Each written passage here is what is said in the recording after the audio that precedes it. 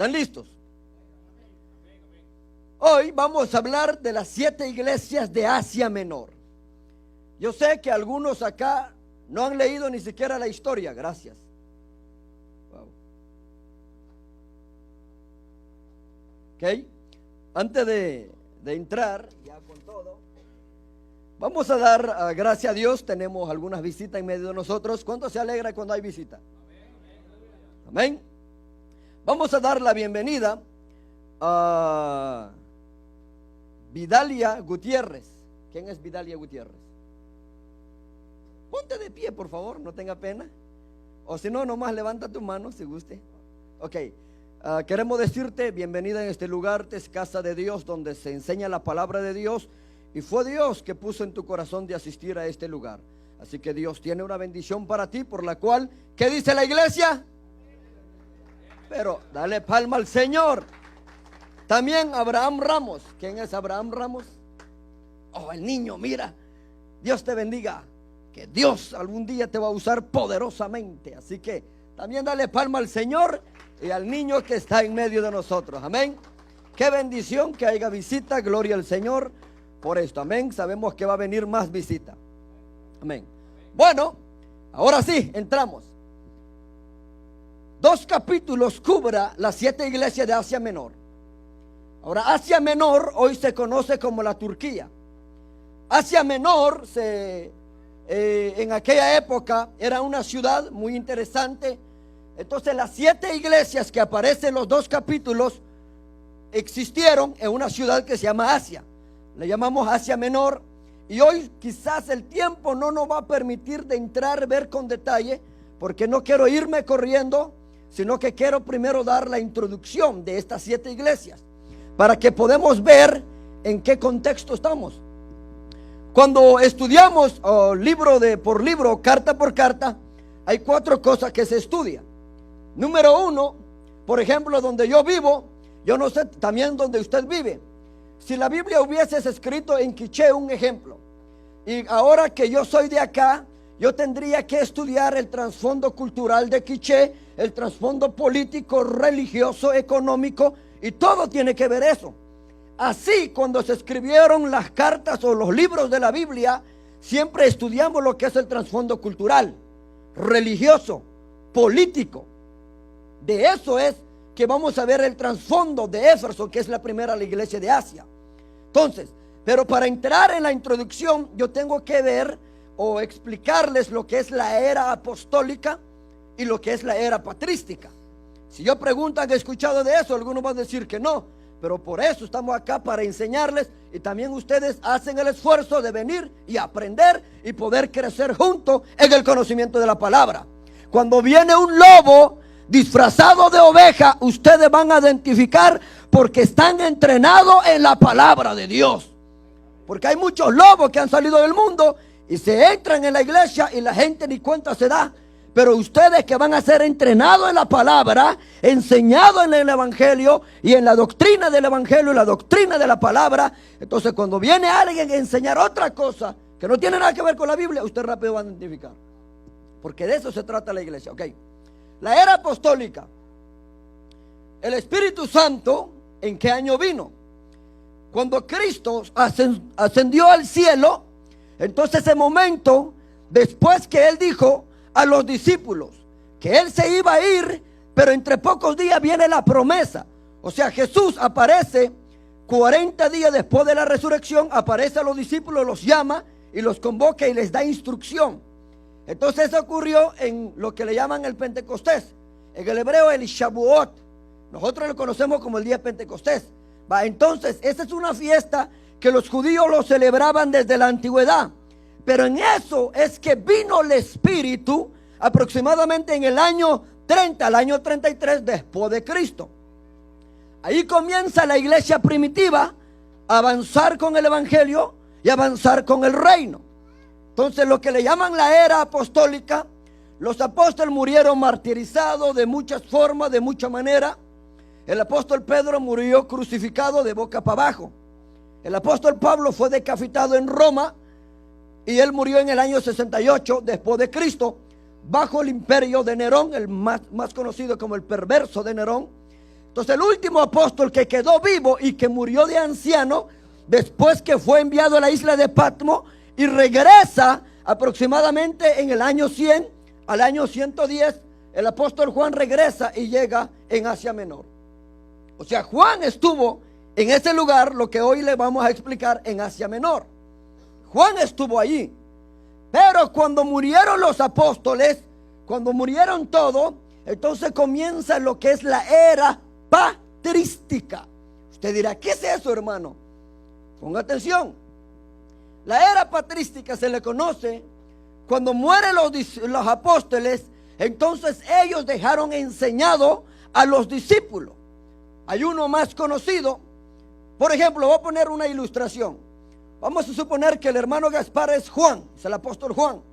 Él regresa, pero él le entrenó a Martín, que viene a ser un discípulo que es Policarpio. Le entrenó 14 años. Cuando Juan muere, entonces cuando Gaspar ya dejó, entonces él continúa. Así de los apóstoles establecieron discípulos. Qué bonito, ¿no? El apóstol Juan y Policarpio. Así que pónganse las pilas, ¿no? Ok, entonces en la era patrística hay 5 hombres que algunos historiadores llaman que probablemente estos hombres fueron algunos de ellos pastores en las 7 iglesias en Asia Menor. Sin lugar a duda, Policarpio fue uno de ellos. ¿Quién es Policarpio? Policarpio fue el discípulo amado del apóstol Juan, que estuvo 14 años recibiendo instrucción a los pies del apóstol Juan. O sea, este hombre 14 años estuvo al lado de Juan. En otras palabras, fue instruido correctamente en esa época. Entonces, la otra son 5. La era patrística comienza en el año 125, termina como en el año 300 un poco. Religioso y político, antes de que la iglesia se casara con el Estado, que eso más adelante lo vamos a explicar. Entonces, Policarpio 1, Ireneo, Tertuliano y Orígenes, son 5. ¿Alguna vez han escuchado de estos personajes? Yo creo que no. A lo mejor algunos se han atrevido a estudiar la historia. Estos 5 hombres se conocen como patrísticos. ¿Por qué? Porque fueron los que continuaron después de los apóstoles. O sea, la Biblia todavía no estaba como ahorita lo tenemos. Ya había un canon del Antiguo Testamento, pero todavía el Nuevo Testamento no estaba. Entonces esta gente, hermano, defendieron mucha doctrina, como es: Arrio se levanta y dice que Jesús no es Dios, y Dios usa a Atanasio para defender la doctrina de la cristología. O sea, esto fue, la era patrística fue muy crucial, muy importante en esa época para la expansión del evangelio y para el avance del reino en esa época. O sea, algunos no conocen la historia, pero eso es lo que sucedió. Ahora, ¿por qué tengo que dar esa introducción?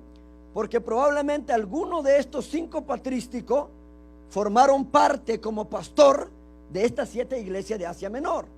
No lo tenemos identificado, la historia no nos corrobora, pero sí vamos a hablar de lo que es el trasfondo, lo que ocurrió en Éfeso. Ahora sí, vamos a entrar.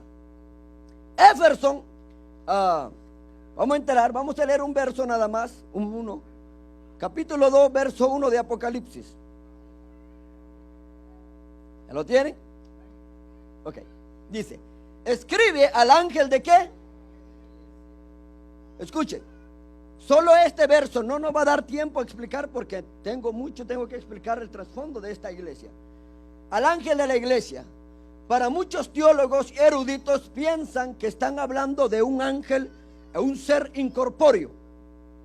El punto es que no puede ser un ángel que no sea humano. ¿Por qué? Porque está hablando, escribe el ángel de la iglesia de Éfeso. Recuerden lo que el verso 20 del capítulo 1 dice. ¿Se acuerdan? Las 7 estrellas, ¿quiénes son? ¿No se acuerdan? Ok, pero y luego los 7 candeleros, ¿quiénes son? Pero después abajo dice: y los 7 ángeles. Allí surge la controversia. ¿Por qué? Yo ya les expliqué eso, pero cuando los teólogos lean eso, dicen ellos, probablemente está hablando de un ángel que estaba a cargo cuidando la iglesia. Dicen los teólogos. Pero cuando estudiamos la hermenéutica, la exegética, todos estos principios de interpretación, nos damos cuenta es que él está diciendo, escribe, por así traducirlo contemporáneamente, escribe al pastor de la iglesia de Éfeso. Así se podría traducir, porque está hablando del pastor que estaba a cargo de la iglesia de Éfeso. ¿Capta la idea?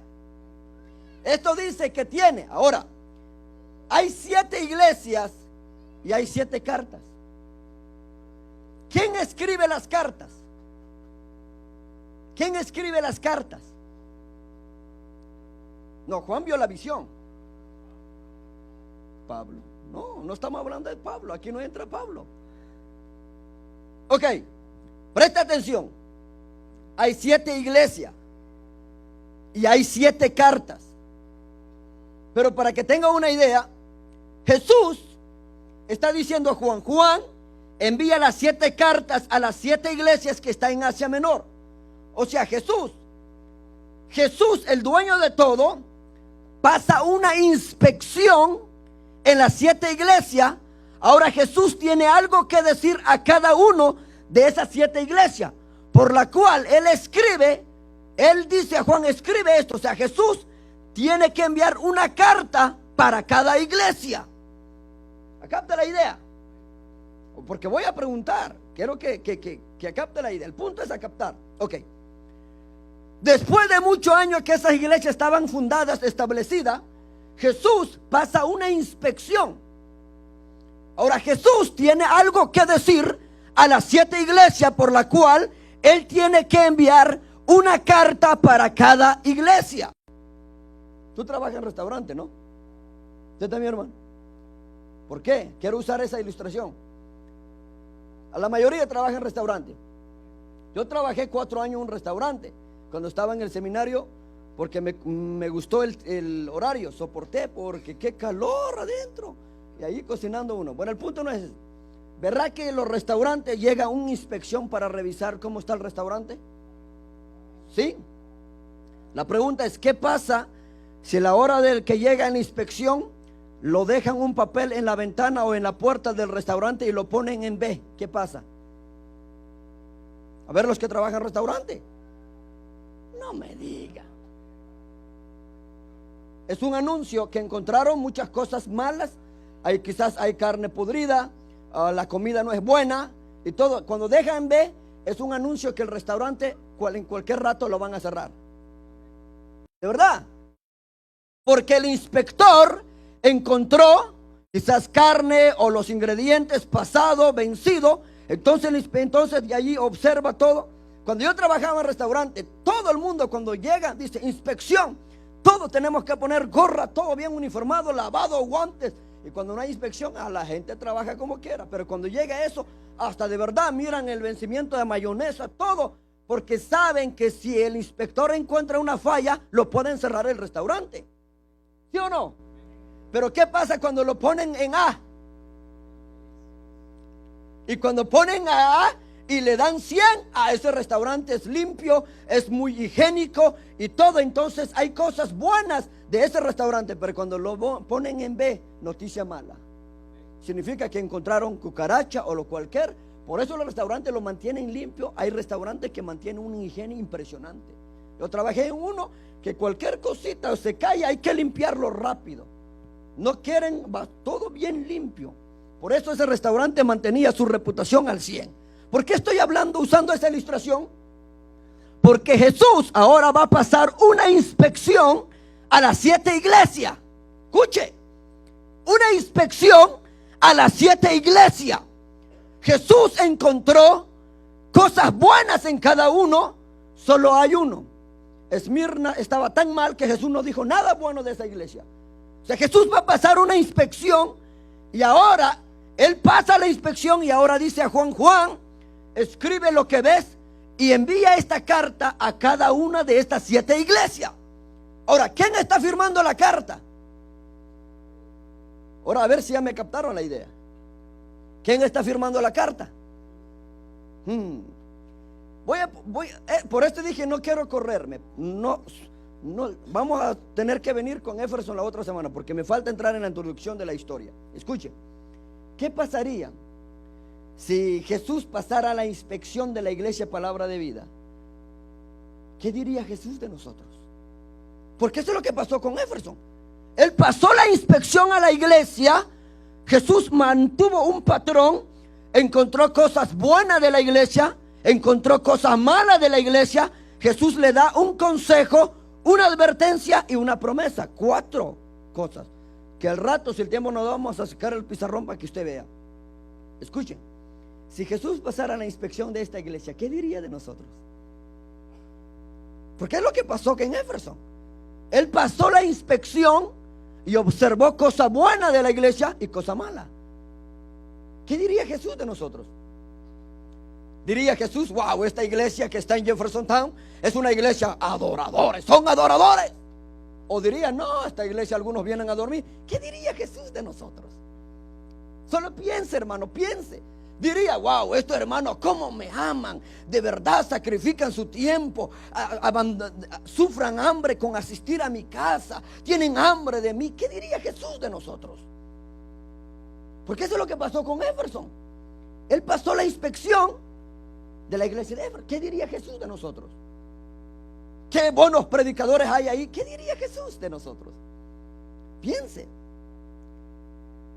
¿Qué es lo que usted? Por eso al final vamos a dar un anuncio, porque hay cosas que necesitamos reestructurar. ¿Qué diría Jesús? Piénsalo. Al final me dice a ver qué es el Señor le va a decir. ¿Qué diría Jesús de esta iglesia? Imagínense que en esta ciudad de Louisville hay 20 iglesias y Jesús pasa la inspección y que yo me entero, voy a usar al hermano Pedro, yo me entero que Pedro recibió un correo electrónico de Jesús para tal iglesia y para iglesia Palabra de Vida. ¿No le daría a usted la curiosidad de preguntar: Pedro, cómo es el correo electrónico de Jesús? ¿Qué dice Jesús de esta iglesia? Nosotros tendríamos curiosidad, ¿no? ¿O no? Usted dirá: no, ¿cómo no? Está hablando Jesús. O sea, imagínese que usted recibe una carta desde el cielo firmado por Jesús. Este es lo que yo pienso de ti. Este es lo que yo digo de ti. Este es lo que yo veo de ti.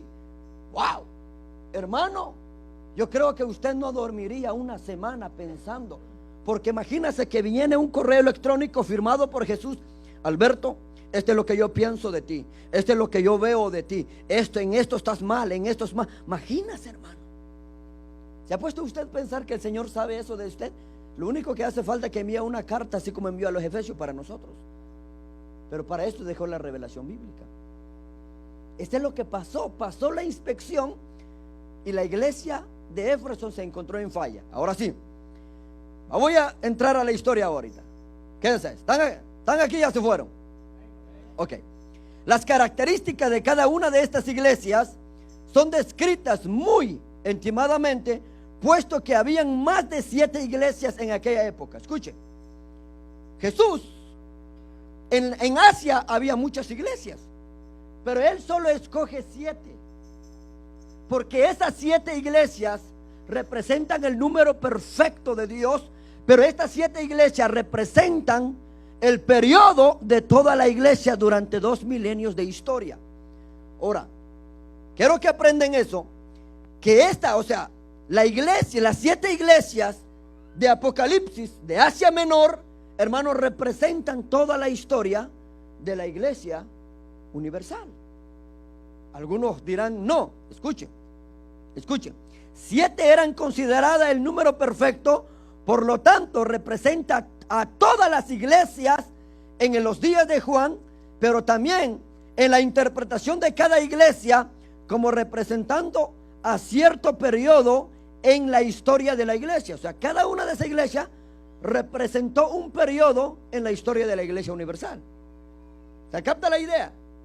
O sea, ahorita vamos a explicar. O sea, Éfeso representó el periodo del primer siglo de la iglesia. ¿Cuántos años lleva un siglo? ¿Ah? ¿1000? No. ¿Cuántos años lleva un siglo? A ver, a este lado. ¿Cuánto? Digan pues. 100 años. Ya ves que hay cosas que vamos a aprender. Una década lleva 10 años. Un siglo lleva 100 años. Un milenio, ¿cuánto lleva? 1000 años, ya ves. Entonces, Éfeso representó el primer siglo de la historia de la iglesia. O sea, la iglesia de Éfeso, que ni siquiera hemos entrado en su trasfondo, representó la historia de la iglesia del primer siglo. ¿Capta la idea? O sea, hay mucho. Ok. Las que dicen que en nuestro tiempo la iglesia, algunos eruditos piensan que estamos en el periodo de la iglesia de la Odisea, que es el último. O sea, vamos a ver esas características para que usted vea en qué periodo estamos y lo que es crucial. Pero estas cartas encuentran sus más ricas aplicaciones de la verdad cuando son consideradas como el mensaje de Dios a la iglesia de todas las edades.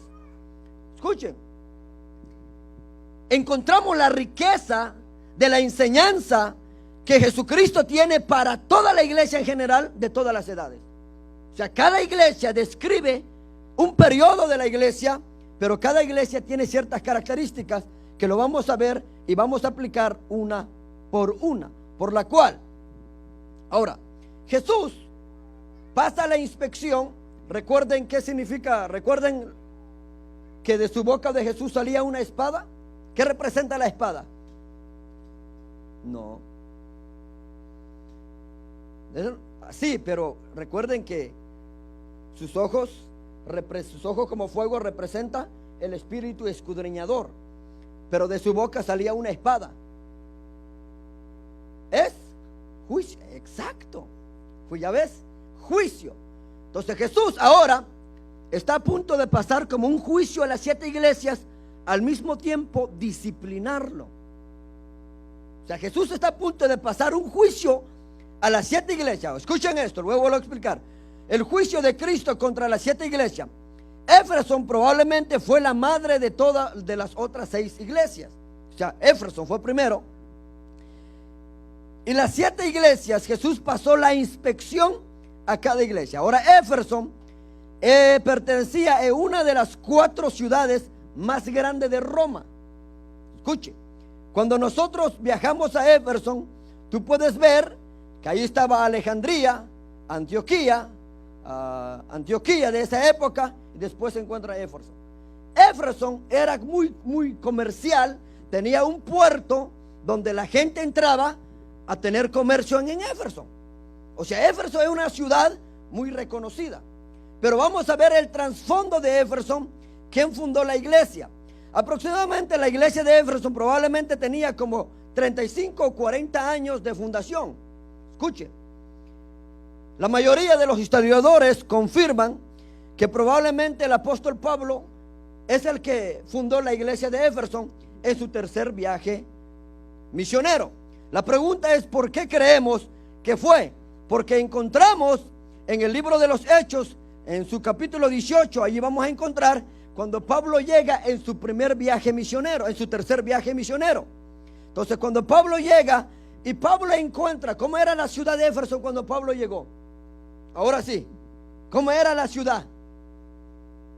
¿Cómo era la ciudad de Éfeso? De Efesios cuando Pablo entra. Escuche, la ciudad de Éfeso era un lugar muy idolatra. O sea, había mucha idolatría, había mucha corrupción, había mucha brujería, mucha hechicería, había mucho ocultismo en aquella ciudad. Ahora, ¿cómo lo sabemos? En esa época, en esa ciudad de Éfeso, los efesios o el Éfeso, la gente que vivía en esa época adoraban a una diosa. ¿Cómo se llama la diosa? Diana. Diana tenía un templo en aquella ciudad y ese templo era enorme, grandísimo.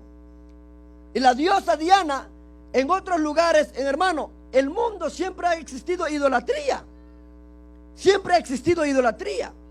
Mucha idolatría, al igual que nuestro pueblo. La gente todavía conserva idolatría, muchas cosas de los anteriores, del maya. Yo estaba viendo algo que alguien tiene una página de YouTube y publica lo que va. Y estaba yo viendo unas cosas que estaban haciendo con raros allá en Huehuetenango.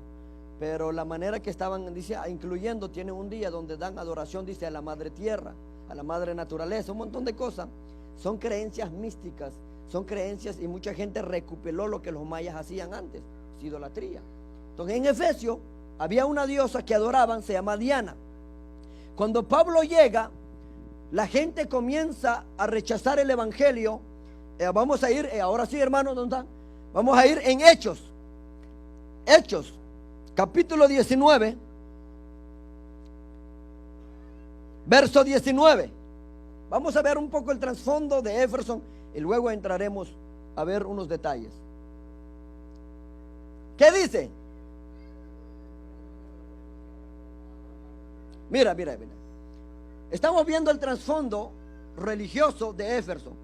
Número uno, ¿qué había? ¿Qué había? Pero más fuerte, ¿qué había? Hechicería. Número uno, observe lo que los Éfesos estaban haciendo. Número uno, hechicería. Juntaron sus libros en montón y los quemaron delante de todos.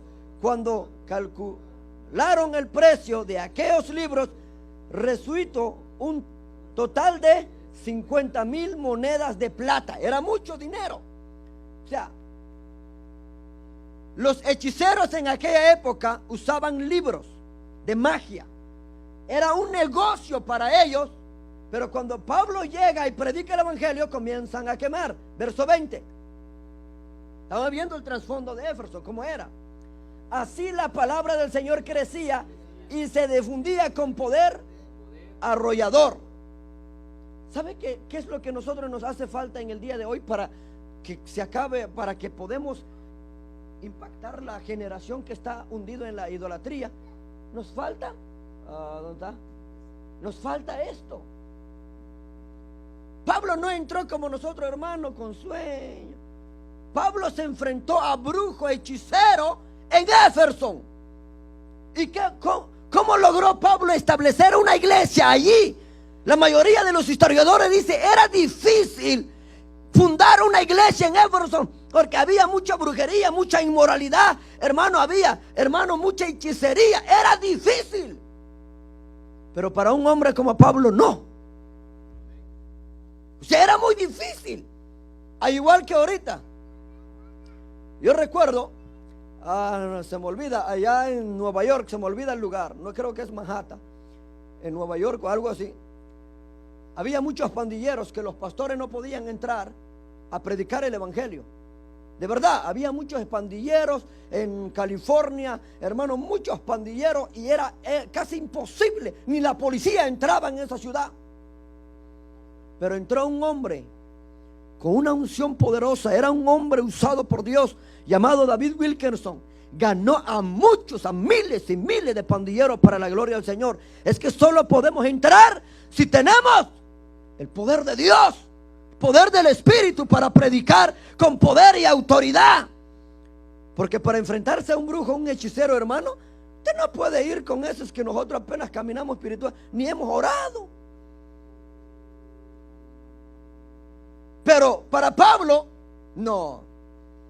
Pablo era un hombre, dice la palabra del Señor, crecía y se difundía, ¿qué? Con flojera, con pereza, con sueño, ¿qué es lo que nosotros necesitamos? Poder. ¿Qué necesito yo? Poder del Espíritu. ¿Qué necesita usted? ¿Y por qué no hemos ganado nada? ¿Cuántas almas han convertido? Porque nos falta la palabra del Señor. ¿Está creciendo la palabra del Señor en este lugar? ¿Está creciendo la palabra de Dios en Jeffersontown? La gente puede decir, wow, ese hermanito no sabía nada de Dios. Ahora veo cómo habla de Dios, cómo puede explicar el carácter de Dios, cómo habla de los mandamientos, cómo explica lo que es idolatría y lo que no es. ¿Puede la gente decir eso de nosotros? ¿O va a decir, no, este lleva años en la iglesia, ese ni sabe dónde queda Génesis? 21. Después de todos estos sucesos, Pablo tomó la determinación de ir a Jerusalén, pasando por Macedonia, Acaya. Decía, después de estar allí, tengo que visitar a Roma. sea, Pablo llega a Éfeso y se enfrenta con la diosa Diana. Ahorita lo vamos a ver más adelante. Sí, el 22. ¿Qué dice?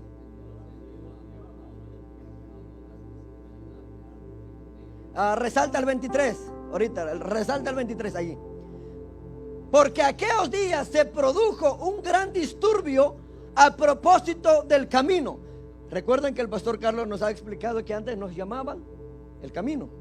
A los discípulos le llamaban el camino. ¿Por qué? ¿Por qué? ¿De dónde salió ese nombre?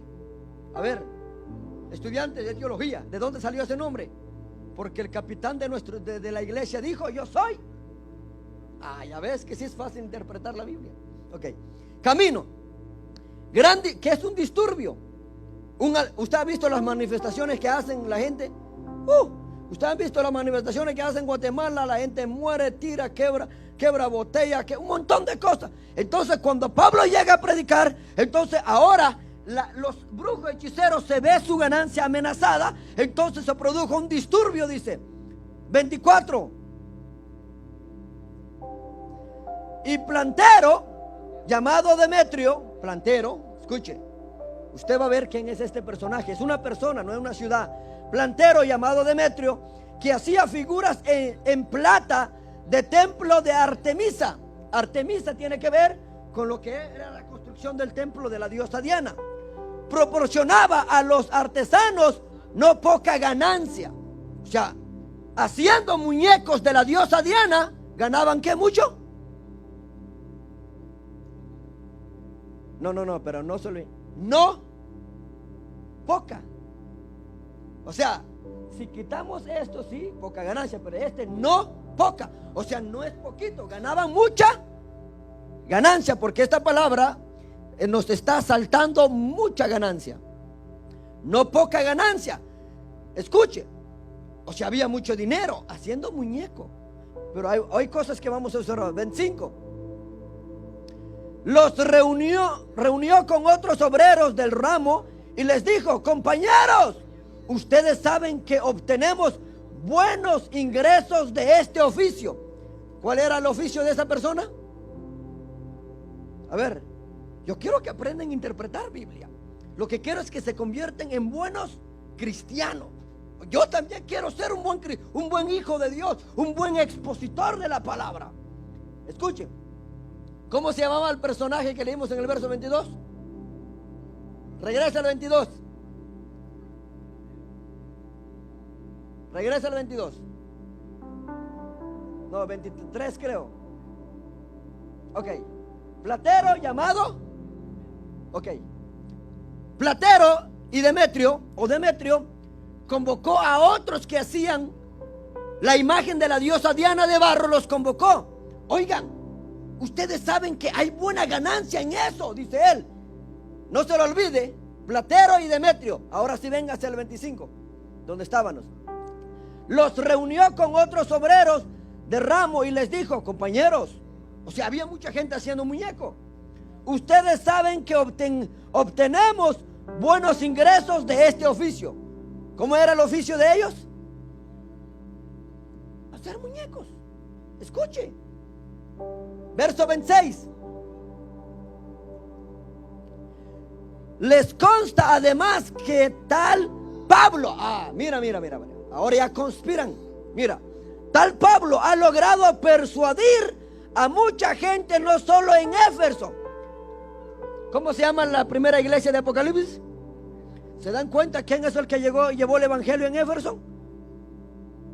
Pablo. Estamos viendo el trasfondo de Éfeso. No hemos entrado ni siquiera en el detalle de la iglesia. Mucha gente, no solo en Éfeso, sino en casi toda la provincia de Asia. ¿De dónde estaban las 7 iglesias? Sí, qué bueno que ahora sí me encanta que están aprendiendo. Él sostiene que no son dioses los que se hacen con las manos. Oiga, qué ilógico este hombre. Escuchen. O sea, Pablo enseña, dicen ellos, que no son dioses los que hacen con las manos. Este hombre no está entendiendo nada. Escuche. Él hizo un muñeco con su mano, porque era un artesano. Hizo un muñeco con su mano y les vendía a la gente. Oye, mira, ten, y un ejemplo, voy a dar un ejemplo. Martín, eres más maduro aquí. Vamos a suponer que yo soy un artesano, formo un muñeco y lo vendo a él. Mira, esta es la diosa Diana, tenla a tu casa, vas a ser bendecido, todo. Y viene él, me compra. Ahora Pablo llega y predica, dice, no, Martín, no le crees a ese, el que tienes en tu casa, esos no son dioses. Entonces él se enoja. Pero ¿cómo va a ser Dios si ese hombre lo hizo? ¡Qué mentira del diablo! ¿Capta la idea? Mira, lo vamos a regresar otra vez.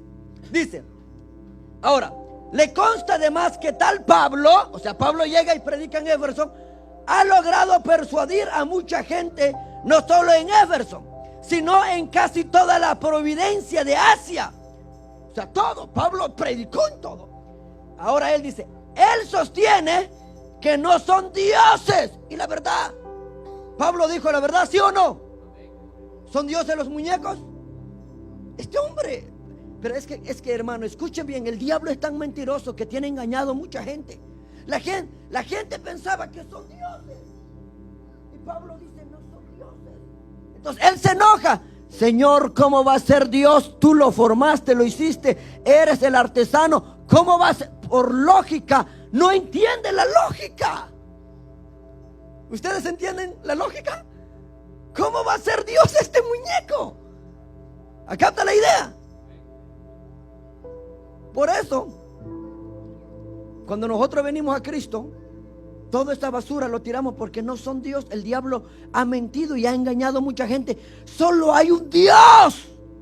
Y ese es el Dios de la Biblia. El Dios que oye cuando oramos y nos responde. El Dios que predicó Pablo. ¿Acá está la idea? No son dioses. Estamos viendo el trasfondo religioso de Éfeso. 27. Ahora bien, no solo hay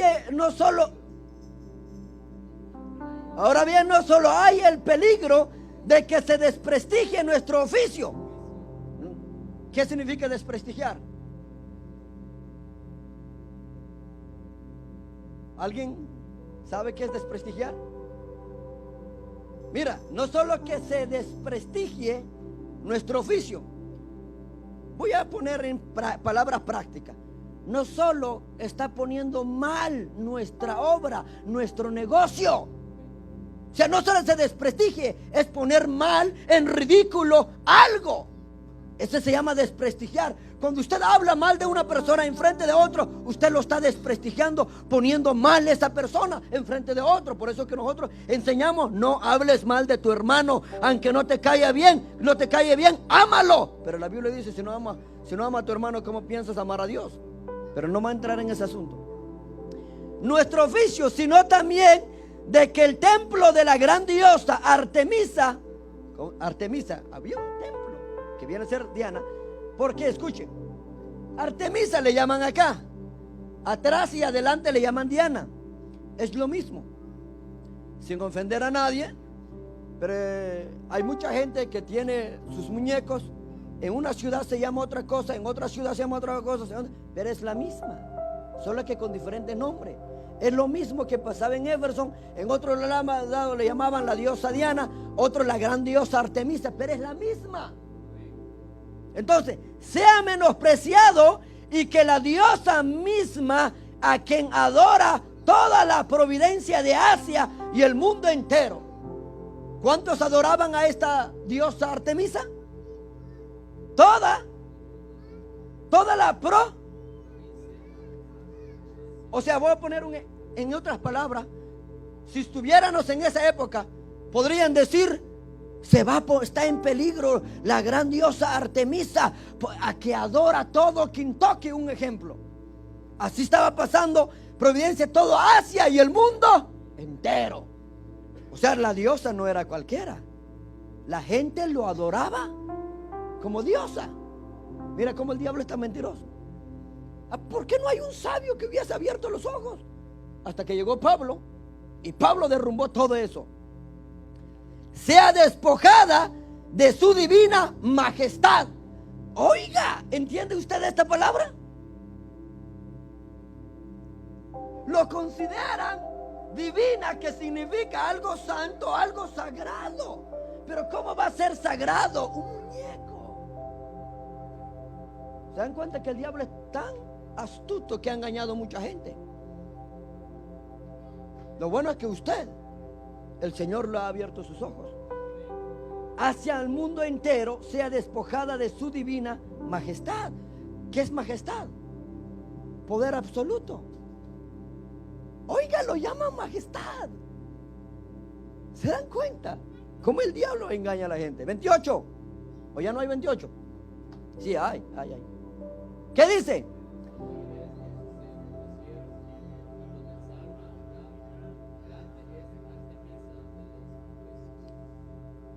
Cuando escucharon esto, sé que no es lo mismo que hace la gente hoy. Cuando hablamos del evangelio, que solo Cristo perdona y salva, hablas de un muñeco, se enojan, capaz de que te pegan, porque eso viene desde la época, hace 2000 años le pasó a Pablo. Cuando escucharon eso, ¿qué hicieron? Cuando uno predica el evangelio en la calle, los que han ido, no hables de mi muñeco, esto es mi Dios. Es que solo hablamos del evangelio. Pero escuche, se enfurecieron y comenzaron a gritar: grande Artemisa de los Efesios. En otras palabras, grande la diosa Diana de los Efesios. Y empezaron a hacer un alboroto en todo Efesio, en toda Asia, y seguían y hacían un alboroto gritando: grande Artemisa. Otro decía: grande diosa Diana. Era una idolatría. Efesio estaba hundido en la hechicería, en la brujería, en la idolatría y en la corrupción. Y que solo un hombre atrevido como Pablo estableció una iglesia para predicar al verdadero Dios. ¿Tú estarías dispuesto de ir a una ciudad donde probablemente te pueden agarrar a palos, predicar el evangelio? Los historiadores dicen: nadie se atrevía a entrar en Éfeso. Era peligroso, pero no para un hombre como Pablo, porque Pablo tenía el poder del Espíritu Santo. Artemisa de los, o sea, empezaron a gritar: Dios. Pero hay más, no sé si hay más versos, no recuerdo hasta qué verso vamos a terminar. 29. Enseguida toda la ciudad se alborotó, la turba en masa se precipitó en el teatro, arrastrando a Gallo y Aristarco, compañero de viaje de Pablo, que eran de Macedonia. O sea, cuando vieron quienes predicaban, ¿qué hicieron con los predicadores? Lo arrastraron. ¿Hay otro verso atrás o ya hasta allí llega? ¿Hay más? Ok.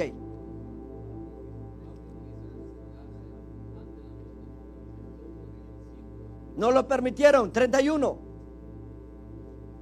Incluso algunas autoridades de la providencia, que eran amigos de Pablo, le enviaron un recado, o sea, un mensaje, rogándole que no se arriesgara a entrar en el teatro. O sea, habían conspirado y dije: si viene Pablo, ahorita lo matamos. ¿Qué hizo Pablo en la ciudad? ¿Cuánto hace falta predicadores como Pablo en nuestro tiempo? ¿Te imaginas? Escucha esto. Estamos viendo el trasfondo religioso. En Éfeso, ¿qué había? ¿No se acuerdan? Hechicería, brujería, idolatría. Y tenían el templo de la diosa Diana, Artemisa, y adoraban. Y habían gente que se dedicaba a hacer muñecos y vendían a la gente considerando los muñecos como Dios. Entra Pablo y les predica. Pablo dice: esos muñecos no son dioses, eso no es, solo hay un Dios. Y se enojaron. Ahora tú te das cuenta en dónde se encuentra la iglesia en Éfeso. Ahora pon a pensar qué es lo que Cristo tiene que decir de esa iglesia, porque no hemos entrado en eso. ¿Te das cuenta en qué lugar está la iglesia? Escuchen, Dios no va a fundar en una iglesia donde Dios no haya visto el terreno y donde Dios no haya visto la ciudad como está. ¿Tú te has preguntado por qué Dios ha plantado la iglesia? Porque fue Dios. Si alguien me dice que fue fulano de tal plantó la iglesia acá, yo me salgo, porque eso depende de la soberanía de Dios. ¿Tú te has preguntado por qué la iglesia Palabra de Vida está en Jefferson Town? ¿Porque este local estaba vacío? ¿Por qué fue Dios que dirigieron los hermanos que estaban buscando para que estuviera acá? Porque Dios sabe qué es lo que hay alrededor de este lugar. ¿Capta la idea? ¿Tú qué sabes? Que si aquí a la esquina o el que rodea ese edificio son brujos, son satanistas, son hechiceros, y la única manera de hacerlos temblar es predicar el evangelio con denuedo y con poder, y que haya oración. Jefferson tenía como 35 o 40 años de fundación cuando Jesús pasó la inspección y encontró fallas. Pero oiga, hermano, ¿en dónde estaba Efesio? En una ciudad llena de idolatría, hechicería, brujería, y adoraban a la diosa Artemisa. ¿Te das cuenta en qué se encontraba la condición de la iglesia? Cuando entra Pablo y predica el evangelio y funda la iglesia de Éfeso, la historia de aquella ciudad cambió. Porque ¿qué hicieron los que se dedicaban a la magia y a la hechicería? ¿Quemaron qué? ¿Por qué quemaron? Porque entró alguien y les predicó y fundó una iglesia allí, Pablo en Éfeso, y predicó y abrazaron los valores cristianos y vieron que todo eso era mentira y lo quemaron. Es la única manera, predicar la verdad, es que podemos ganar la sociedad para Cristo. Pero necesitamos lo que Pablo tenía, el poder del Espíritu. Y nosotros estamos vacíos, hermano. Apenas venimos. Hermano, te toca predicar. Uy, yo no puedo. Vas a dirigir, tampoco puedo. Entonces, ¿cuándo vamos a ganar Jefferson Town para Cristo? Oigan, ¿en qué condición estaba Jefferson? ¿Cuántos versículos queda? Ya no, ¿verdad? Hasta allí. Hay más, pero escuchen. Escuchen. Éfeso adoraba a la diosa Artemisa Diana. Este templo tenía sacerdotes y sacerdotisas sagradas. Escuchen, hermano. Éfeso adoraba a la diosa Artemisa Diana, pero dentro del templo habían sacerdotes y sacerdotisas consagradas en el templo. No fue fácil fundar una iglesia allí. Habían sacerdotes, sacerdotisas consagradas. Éfeso había mucha inmoralidad. Aquí hay niños, pero hay que expresarlo. También no solamente había idolatría, brujería, hechicería en la ciudad de Éfeso, también había mucha prostitución, mucha inmoralidad. Es lo mismo que en Texas. Yo tengo amigos que han viajado en lugares, dice, es terrible la ciudad ahí. Discotecas por otros lados, discotecas. Las iglesias están retiradas. Hace falta hombres como Pablo que ponen una iglesia, como pasó. Voy a contar una historia. Apenas estamos en la introducción. Otra semana vamos a entrar ya a extraer el contenido de los pasajes de Éfeso. Dice que una canción, una iglesia estaba ahí predicando el evangelio, pastor, autoridad. Y dice que una persona se decidió abrir una discoteca alrededor de la iglesia, cerquita. Es un bar. Había prostitución, la gente salía borracho. Entonces el pastor le dijo a la iglesia, tal día vamos a reunirnos, vamos a hacer ayuno y oración. Y la iglesia respondió. Qué bonito es cuando la gente responde a todo lo que sea. Si hay vigilia, que toda la iglesia venga, porque solo así vamos a hacer tambalear el poder del infierno y haremos temblar al diablo. Pero si solo dos hermanos peleando y los demás viendo novelas, metidos en ser en qué, ¿cómo? La iglesia tiene que estar unida, orando, pidiendo el poder del Espíritu para que el reino avance en esta ciudad y que las familias sean restauradas, sanadas, salvadas, levantadas para la gloria de Dios. No le gustó, ¿verdad? Pero es la verdad. Pero el punto de la historia es Dice que llegó a una discoteca. Entonces el pastor dice: vamos a ver ayuno y vigilia. Que cuando hay pastores y hay líderes, hermanos, de oración, y dice: hermano, el que venga tal día hay ayuno y oración, ¡ja!, la iglesia se va para adelante. No, hermanos, si ni oramos en nuestras casas, ¿qué poder vamos a tener? Bueno, la historia es esta.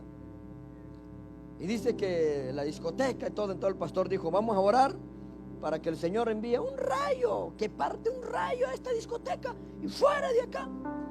Y dice que la iglesia se unió a orar. Señor, en el nombre de Jesús te pedimos, envía un rayo, un relámpago, para que parte esa discoteca. Aquí se predica la verdad. Oiga esto.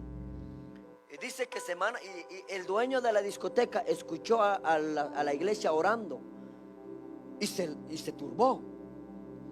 Una semana después, ¡pum!, cayó un rayo tal como ellos habían orado y partió y se quemó la discoteca. Escuche. Viene el dueño de la discoteca, lo demanda al pastor y a la iglesia y apareció en la corte enfrente del juez. Escuche. El punto es este. Cuando están enfrente del juez, el juez dice: bueno, ¿qué pasó? Entonces el dueño de la discoteca dijo: yo puse una discoteca en tal parte, pero cerca de la iglesia de esta gente, de los pastores. Y luego yo escuché que ellos oraron para que un rayo aparte la discoteca, y sucedió. Entonces, entonces el juez le dijo: y pastor, ¿y tú qué piensas? ¿Y cuál es tu defensa? El pastor dijo: la verdad es que nunca pensamos que esto iba a ocurrir. El juez dijo: ¿qué? Sí, oramos, pero nunca pensamos que realmente el rayo iba a partir la discoteca. El juez dijo: hay un ateo que cree en el poder de la oración enfrente de mí, y hay un pastor que no cree en el poder de la oración. O sea, el ateo era ateo, creyó que Dios respondió la oración de los pastores y de la iglesia, y el rayo partió la discoteca, pero el pastor no cree. ¿No le ha pasado eso a usted?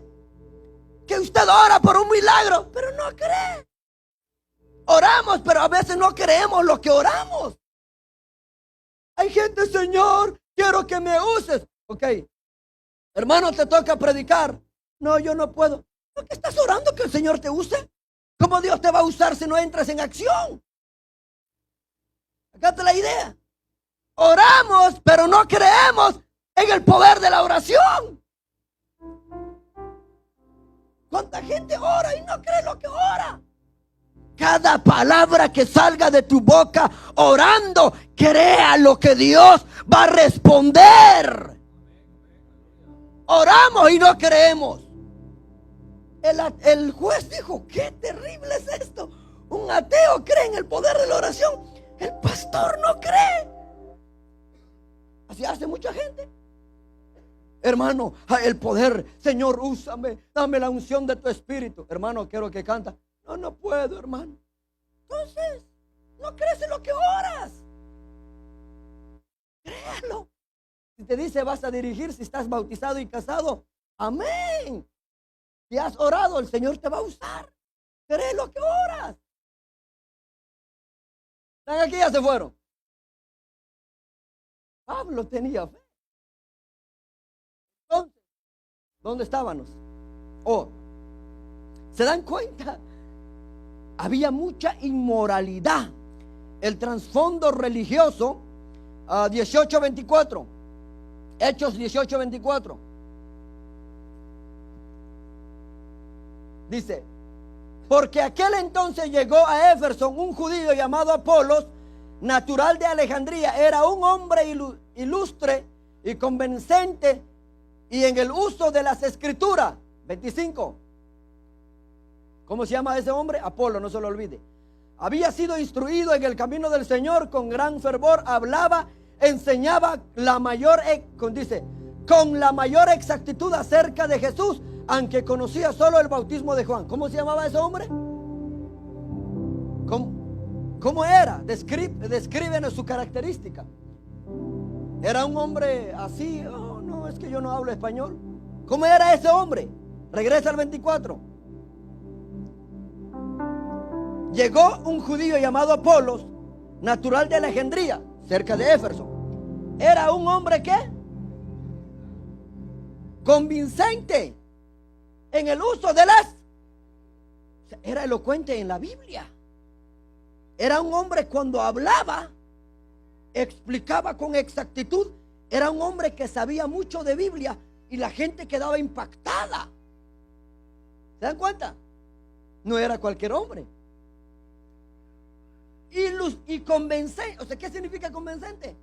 Tenía una gracia y hacía que la gente creía lo que él enseñaba porque era un hombre convincente. 25.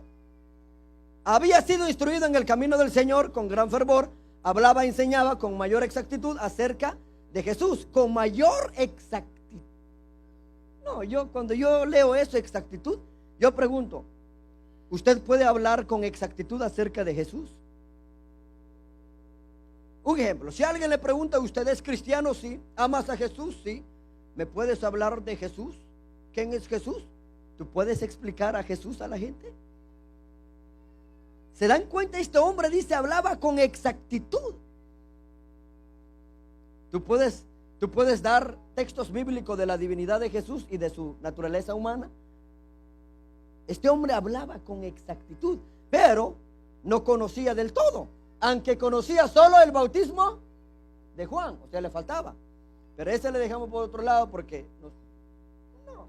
mi reloj se falló. ¿Qué hora estamos ahorita? No, falta otro poquito. Ok, escuchen. En los capítulos 2 y 3 de Apocalipsis se menciona 7 iglesias ubicadas en Asia Menor. La descripción que se hace de ellas contiene su organización eclesiástica. Escuchen, el trasfondo espiritual de la relación con Dios. La iglesia que se menciona en estos 2 capítulos representan en distintas épocas de la iglesia en la tierra, desde el tiempo apostólico hasta el traslado de la iglesia al cielo.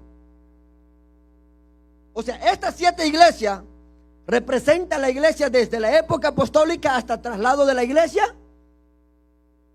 ¿Y cuándo va a ocurrir eso? Pronto, no lo sabemos. O sea, estas 7 iglesias representan toda esa época. Escuchen, Jesús vio la condición y etapas por las que pasaría la iglesia. Por esta declaración descriptiva nos da a conocer la historia espiritual, religiosa y la cristiandad. Diferentes épocas. Estas 7 iglesias representan las diferentes épocas de la iglesia en todo el mundo, en toda la tierra. O sea, tiene una representación. Escuchen, ya voy a terminar porque quiero, hermano, para dejarlo como para que se anime a venir, tráiganos el pizarrón. Mientras que el hermano venga, solo voy a describir, porque solo di la introducción y solo leímos un texto, pero vamos a ver qué cosas buenas encontró Jesús en Éfeso y qué cosas malas encontró y cuáles son los errores, que eso no lo hemos destacado acá. La palabra Éfeso, ¿qué quiere decir? Deseada. Escuche, deseada. O sea, la iglesia de Éfeso significa deseada. Entonces, vimos un poco el trasfondo cultural, religioso de todo lo que ocurría acá. Y vamos a ver. Están aquí, dale palma al Señor.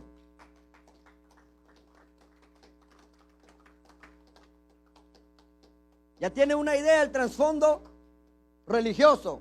¿Era qué? ¿Había mucho qué? ¿Hechicería? ¿Qué más? ¿Qué más? ¿Cómo se llamaba la diosa? Artemisa Diana. Ok. Vamos a ver la próxima semana. Solo voy a dejar escrito esto para que se animen, porque ahorita solo vimos un poco el trasfondo, pero no vimos los 7. ¿Cuántos versículos enfoca el libro de Apocalipsis solo sobre la iglesia de Éfeso? 7. Hola. Escuchen. Vamos a ver acá, Éfeso. Apocalipsis, solo voy a poner así. 2, 1, ¿hasta dónde? 7. Ahora, cada una de esas iglesias Jesús encontró virtudes. ¿Qué es una virtud? Los que están casados tienen idea de eso, preguntan. Virtud.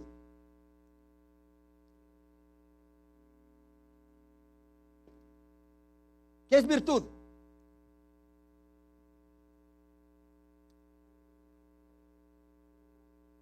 Número uno, Jesús encontró en Éfeso una de las grandes virtudes que Jesús elogia de ellos. No, hombre. Como ya no hay instituto, como que se me olvida de escribir, no, no es cierto. A ver.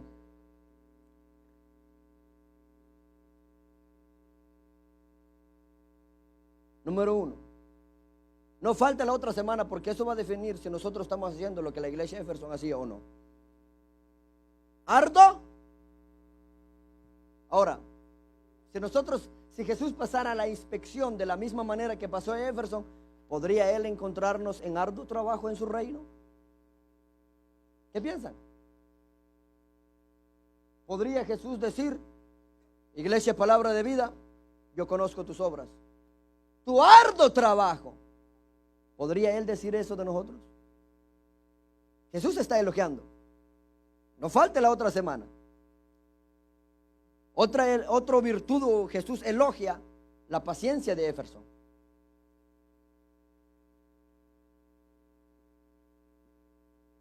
Paciencia.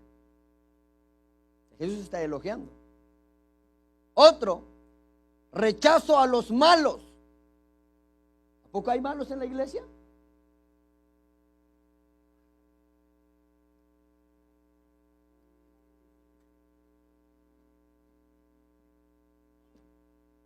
¿Cuántas virtudes vamos? ¿Ah? Último.